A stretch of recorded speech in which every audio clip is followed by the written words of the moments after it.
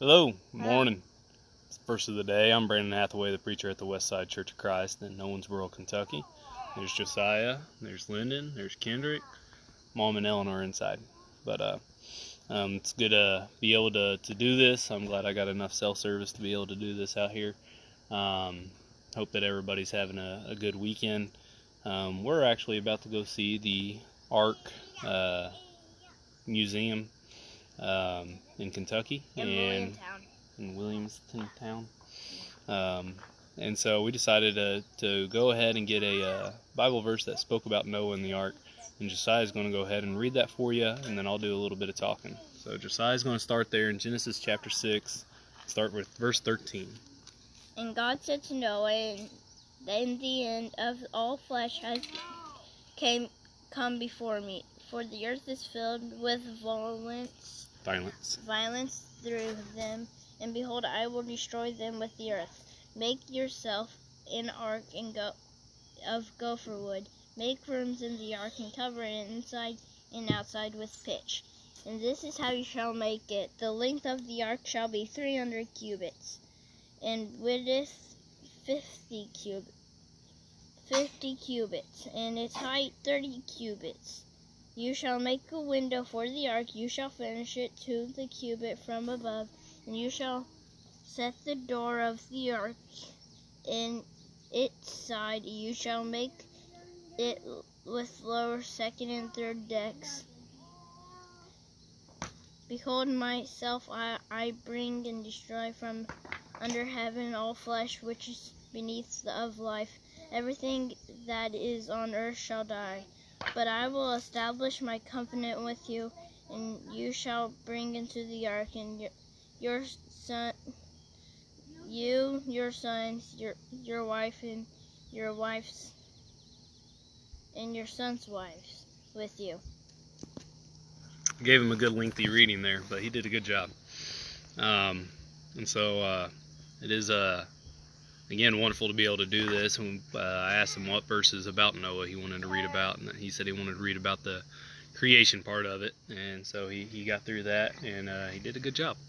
And so, when we talk about the story of Noah, and of course there's so many verses that we could be bringing out, and I was thinking about starting up at the top of the chapter 6, where God saw the wickedness of man, decided he's going to destroy it. Noah found grace in the sight of God. Of course, you can go through and read further on as you learn about Noah, and that he had to take 2 of every unclean animal, 7 of every clean animal, 2 of the male and its female of each. And then, we got verses in 1 Peter 3 and verse 20 talking about how few, that is 8 souls, were saved. And of course Josiah read about that here in Genesis. It was Noah and his wife, and then his 3 sons and their wives, so 8 people were saved in all the world. And then we got the destruction of the world, destruction of Jerusalem, and how that's like the days of Noah, that the floods came up like everyday life, where people are out there working, women are in labor, men are at work, people are doing laundry and dishes, people are getting married, people are at funerals, and then all of a sudden you realize that the world was at a flood, or Jerusalem was about to be destroyed, or and speaking in reference of the end of time, whenever that will be, that God has set aside, that everything will come to an end. On each of those, it was something, even with this the destruction of Jerusalem, or speaking of the flood, each of those were something that had never been seen before, or at least with that generation, or that area. And again, never again has the world been completely flooded. The destruction of Jerusalem, nothing like that has ever, how bad that was. You go and do your research and study of all that had taken place there. It was a terrible, and we're told through the Word of God that nothing like that would ever happen again. And when it comes to the end of time, it's the same thing. But we can certainly see how that could fit for today, and to the point that this virus that is out there, that this generation, I'm not going to say it's never been seen before. There's been viruses out there, there's been sickness out there that has scared the world before. But for this generation, this time period, for everyone who's alive today, we've never seen anything like it. And the way the world, the way this country has reacted to it.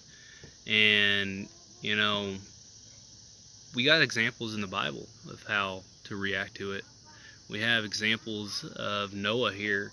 You know, he wasn't allowed to go and hide himself and say it's something that I don't know how to react to, or I don't know what to do. And instead, of course, he was instructed to build this ark, and he had to do that. He had to do that to save him, his family. But we also read about Noah that he preached. We're told that he preached during this time also, that he didn't just do all these things to save himself and worried about him and his kids. That was the only thing that he cared about, and that's all he focused on. He didn't go and socialize with anyone else anymore, but rather he warned everyone that he could. Now, of course, obviously it didn't do much good for the other people because they did not listen. But, you know, again, we don't know the people's hearts. We don't know whether or not they're going to listen or not. But we do have an obligation to spread the word, because the end was coming for them to an extent. The end is coming for us at some point, you know, whether it's going to be death soon or death in 100 years or destruction of this world in thousands of years, don't know. But it is coming. And we got to be prepared for that. We got to make sure our lives are ready for that. And so therefore, as we build our ark, which would be establishing our lives with Christ and doing our part in His kingdom and His work, and of course warning others, you know, not just warning them of physical death, but warning them of what comes after death, of judgment, and helping them to prepare themselves for it. So again, you know, study the life of Noah. And see how wonderful, how good of a lesson that is for us. There's so much there in the life of Noah. We're hoping to have a good time. We'll probably post some. I know Casey will take plenty of pictures and post plenty of pictures of the Ark Museum that they got here. It'll be interesting to see how accurate it is. Of course, I don't have a good tape measure to go walk from one side to the other to see how long and wide it is, but we're looking forward to it, and we hope you have a good day too. Thank you for joining us, and we'll talk to you later. Goodbye.